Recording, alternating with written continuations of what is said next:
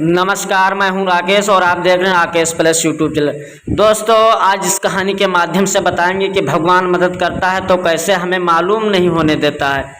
तो एक छोटे से गांव में एक रिक्शा वाला रहता था। उसका नाम सुनील और उसकी पत्नी का नाम अनीता था। सुनील बहुत ही दयालु और मन का सच्चा इंसान था।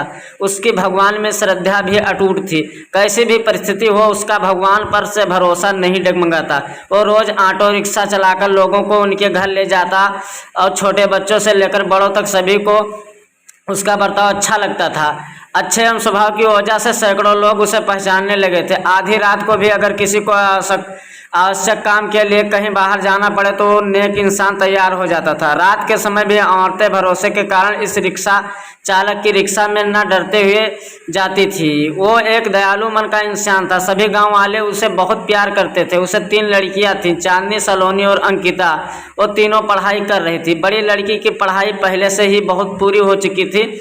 सुनील ने अपनी बड़ी बेटी चांदनी की 12वीं तक पढ़ाई करवाई थी। बाकी की 2 लड़कियां पढ़ाई कर रही थी। उम्र होते हुए उसने अपनी बड़ी बेटी की शादी करने का निश्चय किया। भगवान ने दिया हुआ कुछ उसके पास जो भी था वो उसके लिए काफ़ी था। रिक्शा चालक ने अपनी बड़ी बेटी की शादी एक अच्छे ज्वाइंट फैमिली में तय की। उसके ससुराल वालों ने शादी की तारीख निश्चित की। रिक्शा चालक ने अपनी बेटी की शादी के लिए पैसे जमा करने के लिए रात दिन मेहनत की। उसने अपनी बेटी को गहने, कपड़े और शादी का सब सामान खरीद किया। वो अपनी बेटी की शादी का दिन देखने के लिए आतुर था। एक दिन वो भगवान के मंदिर में पूजा करने गया। मंदिर में पूजा करते हुए वो बोला, है भगवान, मेरी बेटी की शादी जरूर जल्द होने वाली है। मेरी बेटी की शादी का सामान खरीदी करते समय मुझे कभी भी कोई कमी नहीं हुई है। आपके दयालुपन से सब ठीक चल रहा है। सब सामान भी आ गया है, खाद्य पदार्थ भी पहुंच गए हैं। उसने इन सभी के लिए भगवान का उपकार माना और उन्हें धन्यवाद किया। शादी को 2-3 दिन बचे थे। वो अपनी बेटी के पास गया और बोला, मेरे पास तुम्हें देने के लिए ज़्यादा नहीं, पर मैंने तुम्हारे लिए कुछ गहने लिए हैं। एक अच्छे परिवार में तुम्हारा हाथ सौंप रहा हूँ। लड़का अच्छा काम करता है, वहाँ तुम्हें किसी भी चीज़ की कमी नहीं होगी। लड़की ये दूसरों की संपत्ति होती है, उन्हें एक ना एक दिन ससुराल जाना ही पड़ता है। कभी निराश मत होना बेटा। आज मैं तुम्हें ये पाठ सिखा रहा हूँ। बड़े लोगों की आज्ञा का पालन करना, अपने सास ससुर को अपने माता पिता को सम्मान समझना। मैंने तुम्हें 12वीं तक पढ़ाया है और सिलाई भी सिखाई। ससुराल वालों ने तुम्हें कोई भी काम करने को कहा तो वो काम तुम जरूर करना। हमारी प्रतिष्ठा का ध्यान रखना। लड़की उसके अच्छे गुणों से ससुराल वालों को अपना बनाती है। तुम्हारे सास और ससुर तुम्हें ताना मार रहे होते तो समझ लेना कि तुम्हारे खुद के माता पिता तुम्हें बोल रहे हैं। यह सब बातें वो रिक्शा चालक अपनी बेटी को समझा रहा था। समझाते वक्त उसकी आंखों में आंसू आ गए थे।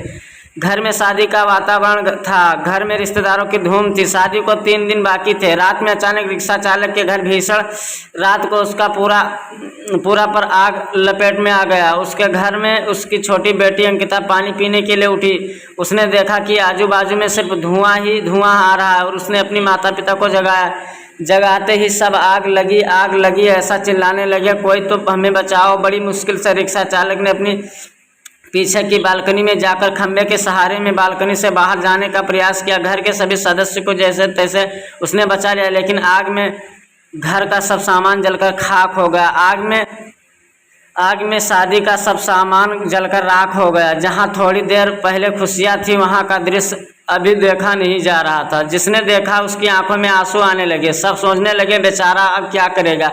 चांदनी उसके पिता की तरफ दौड़ते हुए गई और बोली, पापा निराश मत हो। पापा थोड़ी भी चिंता मत करो, यह सब मेरे नसीब में लिखा था। बुरे वक्त में हम हार नहीं मानेंगे। मैं आपका लड़का नहीं हूँ तो क्या हुआ, आपने हमें लड़कों के जैसा पालन पोषण करने में कोई कसर नहीं छोड़ी। सलोनी और अंकिता ये दोनों भी उठ गई थी। वो दोनों भी अपने माता पिता के पास जाकर खड़ी हो गई।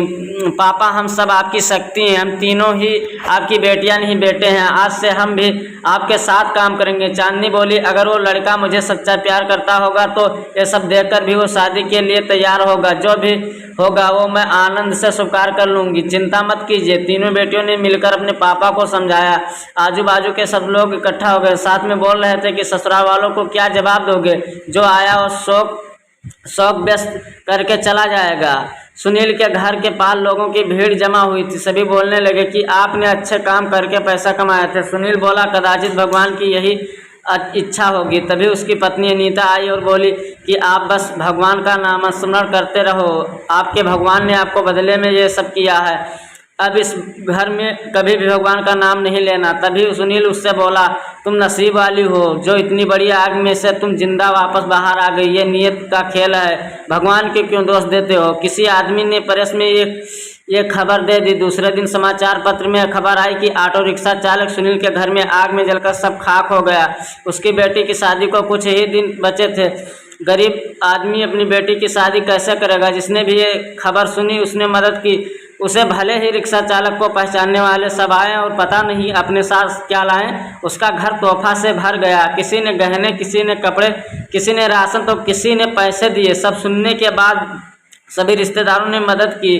शाम तक उसके घर में कितने रुपए जमा हुए थे पता नहीं। तीनों लड़कियों ने सब पैसे पापा के पास दे दिया। तब सभी का अपनी आंखों पर विश्वास नहीं हो रहा था कि जहां सब ध्वस्त हो गया था वहां उसने तीनों लड़कियों के साथ बैठे बैठे इतने पैसा जमा कर लिए कि आसानी से शादी हो सकती थी। भगवान देता है तो छप्पर फाड़ कर देता है। उसने अपनी बेटी की शादी मंदिर में बड़े धूम धड़ाके के साथ की। लोग आपस में बोल रहे थे कि सच्चे मन के इंसान को भगवान मदद क्यों नहीं करता। आज भगवान के इस चमत्कार पर सभी की श्रद्धा थी। भगवान जो भी करते हैं वो अच्छा ही करते हैं। रिक्शा चालक की पत्नी बोली, मुझे माफ़ कर दो। गुस्से से भगवान को क्या कुछ नहीं बोल दिया। तीनों लड़कियां हंसते हंसते माँ की तरफ देख रही थी। देर बाद जहाँ सब रो रहे थे वहाँ सबके चेहरे पर खुशी दिखी। भगवान सच्चे मनुष्य की सबसे कठिन परीक्षा लेने में कोई कसर नहीं छोड़ते हैं। सुनील और उसकी बेटियों ने संकट के समय एक दूसरे का साथ भी दिया, अपना विश्वास डगमगाने नहीं दिया। सच्चाई और भगवान में विश्वास के साथ अपना कर्म करते रहिए। फल की इच्छा करो या ना करो, सही समय पर उस फल जो जरूर मिलता है। और जब भगवान हमारी मदद करना चाहते हैं तो ऐसे करते हैं जहां तक हमारी बुद्धि सोच भी नहीं सकती है। Thanks for watching guys. Video अगर अच्छा लगता हो तो हमारे चैनल को सब्सक्राइब करें और अगर ये कहानी अच्छी लगी हो तो हमारे वीडियो को लाइक करके ज़रूर जानना और साथ में एक प्यारा सा कमेंट ज़रूर कर देना। धन्यवाद। फिर मिलेंगे नेक्स्ट वीडियो में, तब तक के लिए बाय।